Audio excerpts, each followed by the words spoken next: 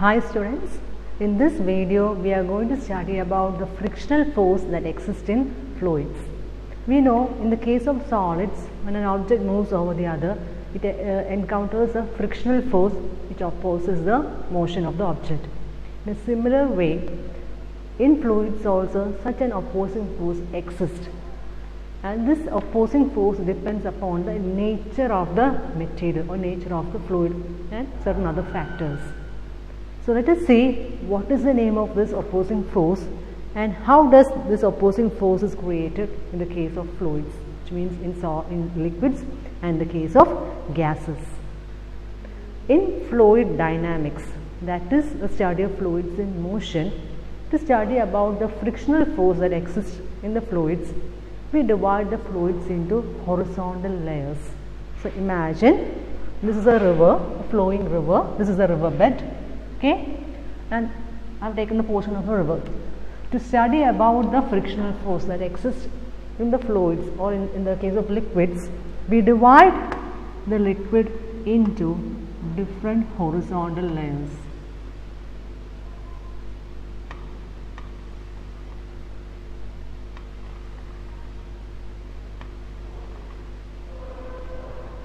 Now, I will call this layer as A, the one which is very near to the river bed. This is layer B, C, D, etc.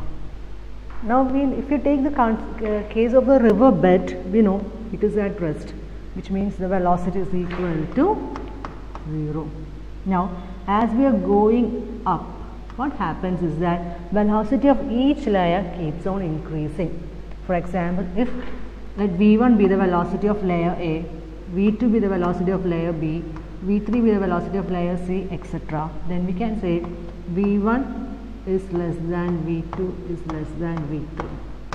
Or if you take these two layers A and B, we can say layer A is traveling with lesser speed compared to layer B. Or in the opposite way, we can say layer B is traveling with a greater speed than compared to layer A. So what happens when these layers are in motion? So this is layer A, this is layer B. Layer B is moving with greater velocity. So what happens? This layer B will try to accelerate layer A in order to increase its speed.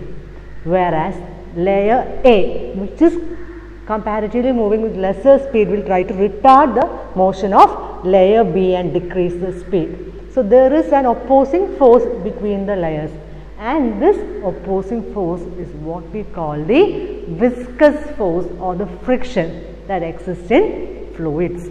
And if the fluid is flowing in this direction, this opposing or the opposing force will be acting in the opposite direction, in the tangential direction.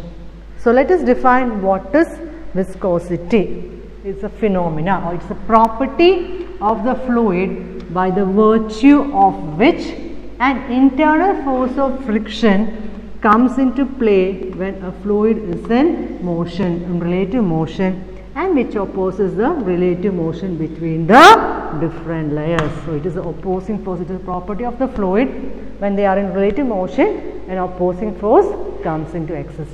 And this opposing force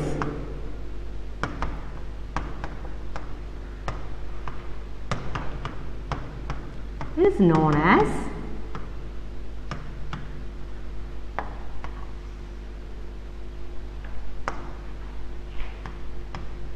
viscous force, and this property is known as viscosity.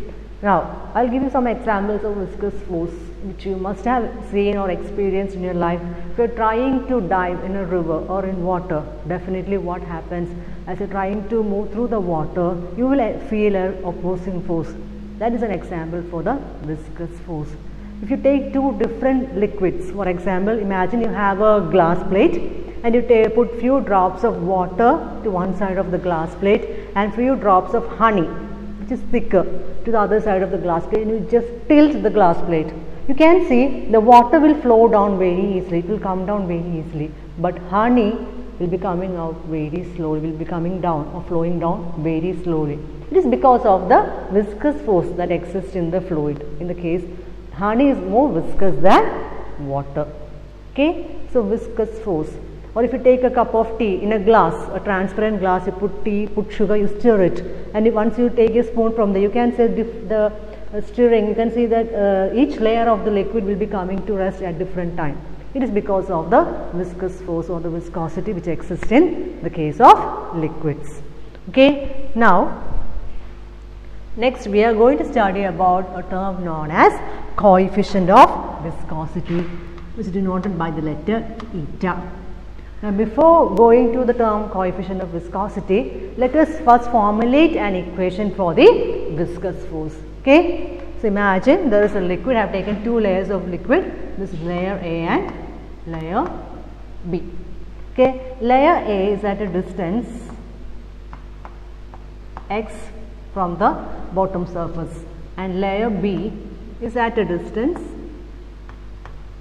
x plus dx.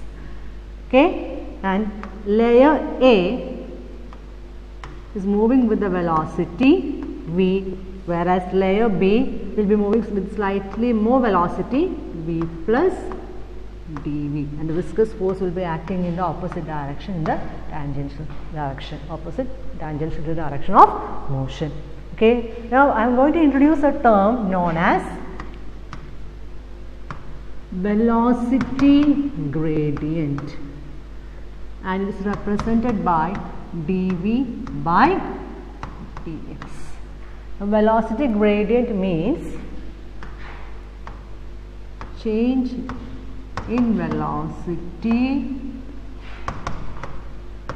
with distance in the increasing direction of distance, which means change in velocity of each layer in the increasing direction of distance from the bottom layer. Okay, and according to Newton,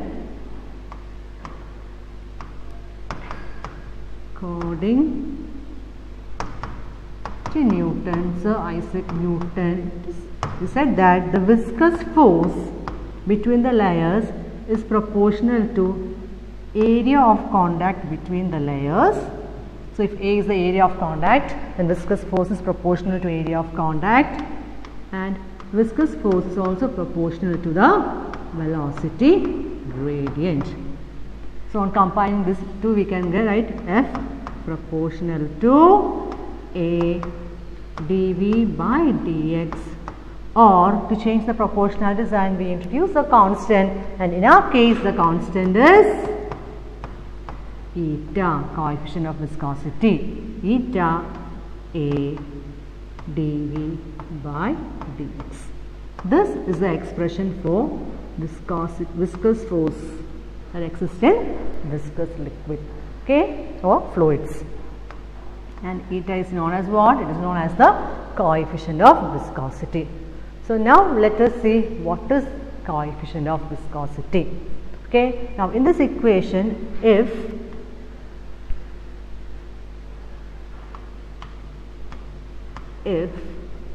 velocity gradient is equal to 1 meter per second and area of contact is equal to 1 meter square, then we can write F is equal to minus eta. I forgot to say something. F is equal to eta, we can say magnitude wise. Here the minus sign indicates that the viscous force is acting in a direction opposite to the direction of motion. Negative sign is very important, indicates that viscous force is opposite to the direction of motion of the fluid. Okay, so if the velocity gradient is equal to 1, if area of contact is equal to 1, then what? Viscous force is equal to eta. I am taking the negative sign, we are taking only the magnitude, equal to. Hence, coefficient of viscosity can be defined as the tangential viscous force required to maintain a uniform velocity gradient between two parallel layers of unit area. Very simple definition. It is the amount of viscous force required to maintain uniform velocity gradient between the layers of unit area. And the unit of coefficient of viscosity is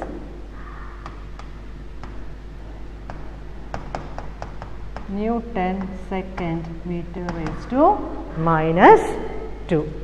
Newton second meter raised to minus 2. Now, we found out what is the frictional force in fluids, and we also know what is the frictional force in solids. So, let us see what are the similarities and dissimilarities between viscous force and solid friction. First, let us see what are the similarities. Both the forces come into play when there is relative motion between the surfaces in contact or between the layers. Next, both opposes motion, both type of frictional force oppose the object from moving forward or oppose the layer from moving forward. And next point, very important, both are due to the molecular attraction between the molecules. Frictional force comes into play because of the molecular attraction or attraction between the molecules. Next, what are the dissimilarities?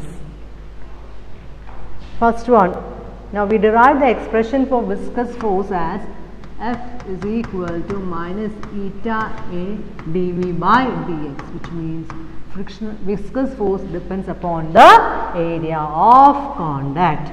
But when we studied friction in the previous chapter, we studied that frictional force doesn't depend upon the area of contact because there will be irregularities in surface. Frictional force is not depending upon the area of contact. Next one. It is directly proportional to viscous force is directly proportional to relative velocity between the layers of contact. It is the velocity gradient. But in the case of solid friction, it is independent to the relative velocity between the solid surfaces. Next point. Viscous force is independent of normal reaction between the liquid layers, whereas in the case of solid friction, it depends on the normal reaction between the surfaces in contact, which we have studied in the previous chapter. Okay, so these are the similarities and dissimilarities between viscous force and solid friction. Now let us see what happens to viscous force when temperature is varied in the case of a liquid and gaseous medium. Okay. Variation of viscous force with temperature. First, we will take the case of liquids. I told you viscous force arises due to the relative motion between the layers and also due to the intermolecular force. Now imagine I am heating a liquid, I am heating water. What happens? The kinetic energy of the molecules will increase and automatically the intermolecular force will decrease. So when temperature increases,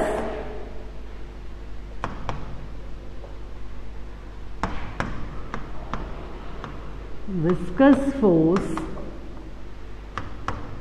in case of liquids decreases because of the decrease in intermolecular force.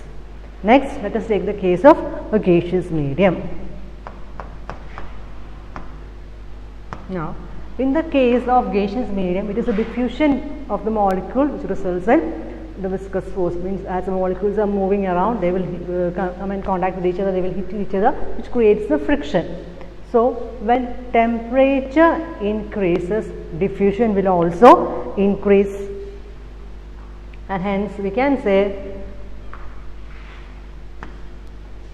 when